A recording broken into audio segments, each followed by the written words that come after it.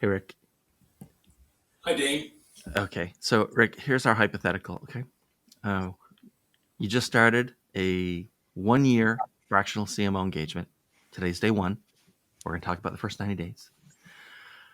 In those first 90 days, what do your clients tend to like come to you with as a problem? Like, Rick, like here's the big thing, or here's what we need to deal with first. Or if there's a problem that you normally expect, even if the business doesn't see it yet and you go hunting for it, like that will be fine too. So like what sort of problem gets tackled first?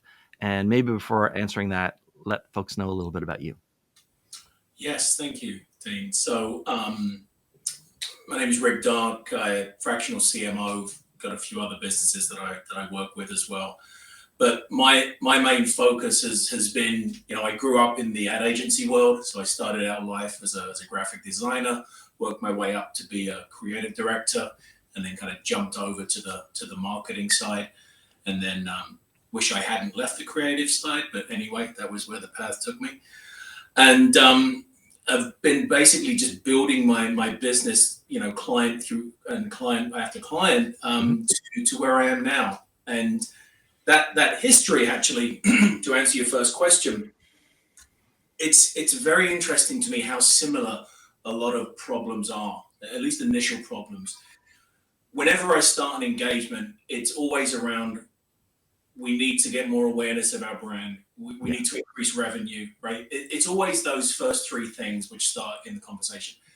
But what I've found is just through active listening and then being able to really start to ask some intrusive questions about, well, what does that mean? If somebody's talking about, well, our products are just not selling, let's dive into that. So I want to get into the weeds of things very quickly, because 9 times out of 10, it ends up not being the initial problem they're looking to solve. It's a whole host of other problems, internal and external, that lead to the ultimate engagement and what my work will then be. Yeah, makes sense. Makes sense. Peter, hey, how you doing?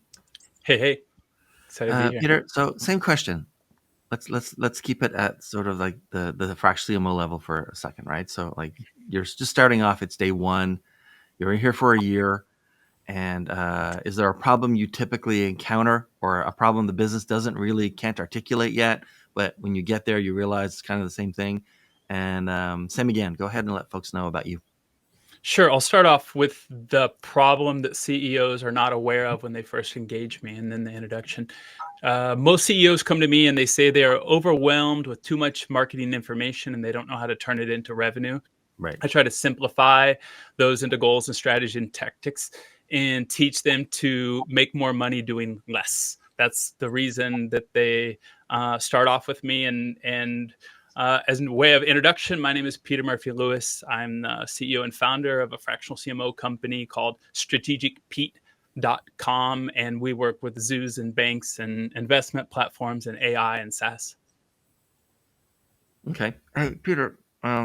Let's take it up to the CEO level then for a second, and I want to ask sort of a backwards question. In your experience, companies, let's say they sign up, they make the commitment for a year for a fractional CMO. If they're going to waste that money, how do they waste it? Waste it in what way? Can you clarify? How do they waste the budget that they put aside for their fractional CMO? How do they, not enable that person to do something? How do they try to get something done that shouldn't have been done? Like, how do they waste their fractional CMO money instead of like fully getting maximum value out of it? Telling the fractional CMO what they think they should do before they diagnose the problem. Yeah. That is the fastest way that I see the waste going, or not being available, or not making their customers available. I always ask, I need access to your happy superfan customers as soon as possible so I can 10x that, and you can relax and cash the checks and make more revenue. If you don't make yourself available or make those customers available, it's hard for me to help you. Fair enough. And Rick, what do you think? Like, how do companies sort of squeeze the last penny of value out of the 1 year they're going to have with that fractional CMO, or how do they waste the money? Yeah. So, in my experience, the waste has always been when, a lot of what I do is around the concept of collaboration, right? Collaboration, bringing people together, breaking down Right. silos. Any any large corporation or even a small business for that matter, they have a silo operation just because it's the easiest way to compartmentalize things, Mm-hmm. and people are very comfortable working in silos. I'm very open with CEOs when we talk about an engagement to the point where, look, I'm very honest and say, if you're not willing to accept change, if your people in the silos are not willing to collaborate and accept change, then first of all, we're going to waste a year. Secondly, you're not going to see a result. So you have to have that internal collaboration, which is paramount to the success of any engagement, and whatever the actual outcome is that they want. Okay. So let's invert sort of our hypothetical once again, and let's talk about existing marketing folks. So we've talked about it from the fractional CMO angle, talked about it from the CEO or company angle, not wasting the money. Let's say that like one of your best friends, who's also a fractional CMO, says, "Hey, Rick, I've signed this 1-year gig, and I got to show up there tomorrow, and it's first day. And there's an existing marketing team there. Like there's no leadership, but there's maybe a little bit of management. There's some mid-level folks, there's junior folks. Like, can you give me like the takeaway? Like, what would you do first if you were me? Or what would you make sure you didn't do if you were me walking into that existing team who's probably been there, some of them for years, and I'm like this new fractional person that's going in? The first thing I would do is get them all together. And I would ask them a simple question: how are things going? Mm-hmm. Then I would shut up and I would let each and every one of them talk for as long as they needed to talk to get pent up anxiety, animosity, whatever it may be, Yeah. off of their chest, right? Because you give people a platform, a safe platform to talk, they will talk.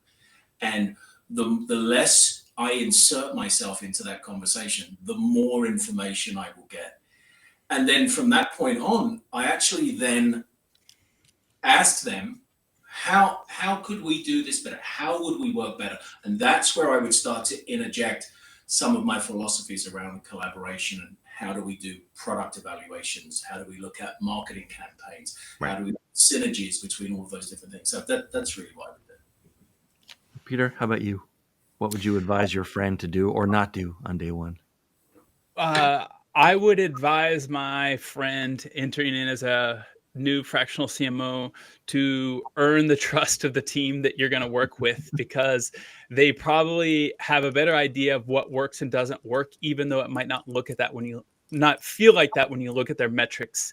And make them feel comfortable by letting them know you're going to ask them to do less so they can get better results. Generally speaking, when you have a CEO who was unable to figure out how to make marketing into revenue, they're giving people lots of tasks instead of giving people goals. So a new team is excited to have a boss who is going, or a consultant who's going to give them goals instead of thousands of tasks. That would be my first piece of advice. That's good. That's good. All right, so let's invert it like one more time. All right, it's the last time I'm gonna do this for you guys, I promise. You're not the fractional CMO, or you're not the friend of a fractional, right? You're not the fractional CMO now. Now you're that junior or mid-level person who's on the marketing team. All right, you got the announcement. Peter's been hired. Rick's been hired. You Google what a fractional CMO is because you never heard of this before, and now that person's showing up on Monday, and you're showing up on Monday. What are you thinking about? Like what should you do, or what should you like ask, or what should you keep an eye out for as the junior or mid-level marketing person and not the management or leadership person? Peter, let's start here. Go back. I am a risk-prone type of individual, so I would invite that fractional CMO to audit everything that I've done and let them know that I'm excited to learn from them and support them in any way. I feel like an audit will get that fractional CMO to trust you and realize that you're on the same team and you want to row in the same direction. All right. And Rick, what do you think if you're that junior or mid-level marketer? I've agreed with everything Peter said up to that point. This question, I'm going to ask, is my job in jeopardy? I'm going to ask, what do I Right. need to do better performance? Is there anything that you've seen? Can we collaborate? Can we do things together? I mean, when it comes down to change in any organization, the first thing, whether they admit it or not, the first thing people think of is it going to affect me? Am I going to lose my job? And I like open and honest environments. And I would appreciate if a member of that team said that on my day one.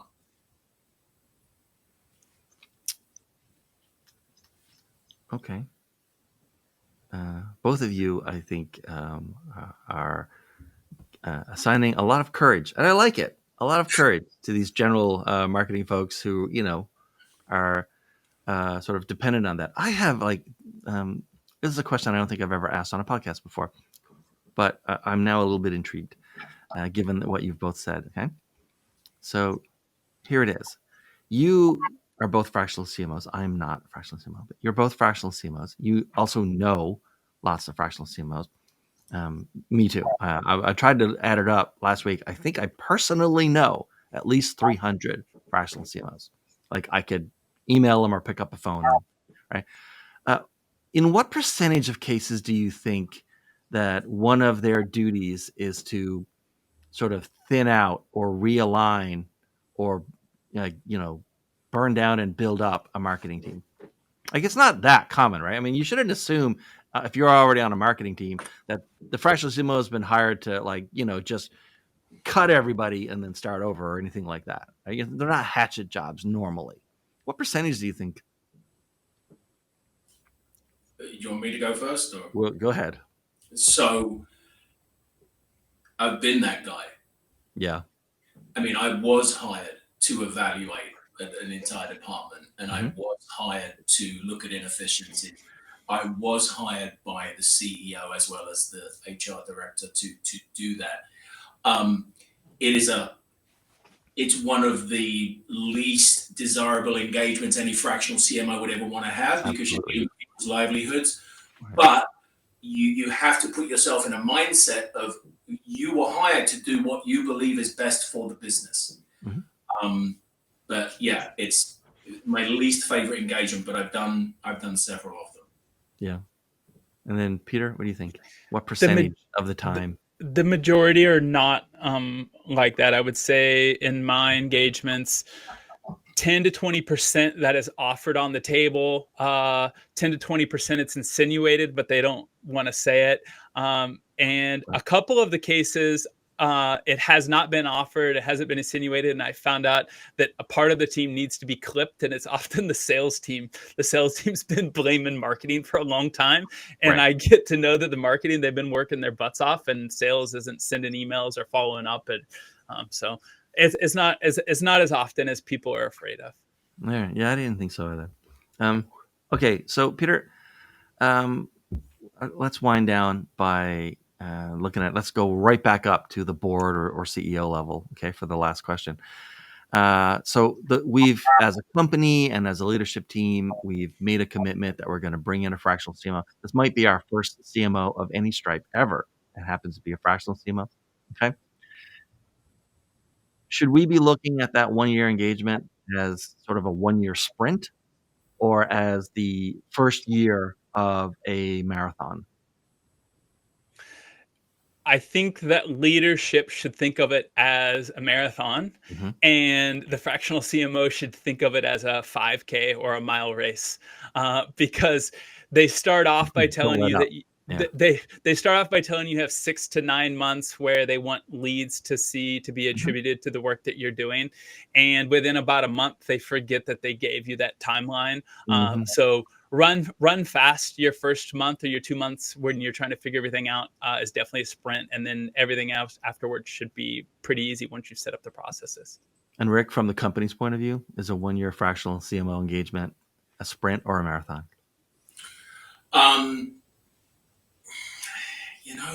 It's a little of both in my experience. I mean, I always, when I'm setting up my scope of work, I'm always putting milestones and applying them to months or quarters. And there's always an element of this where it's called continued success, where the engagement should continue to see future success. It's, unless you get into a situation where the company's like, great, thanks, we got all your stuff, we understand, we're going to do it, we're successful, go.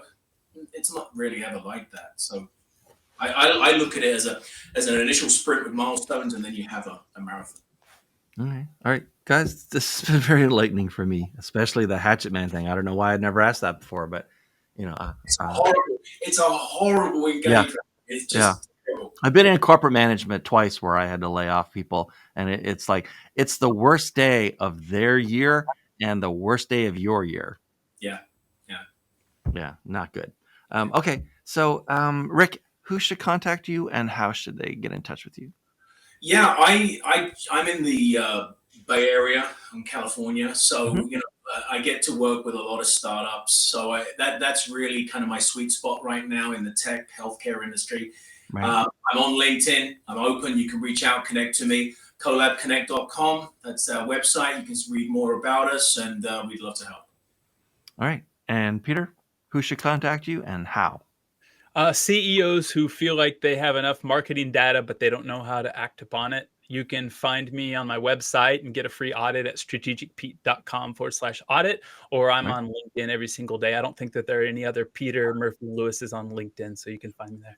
Fair enough. All right, guys. Thank you so much for being here. This has been really enlightening for me. All right. Thanks. And thanks for watching. See you guys.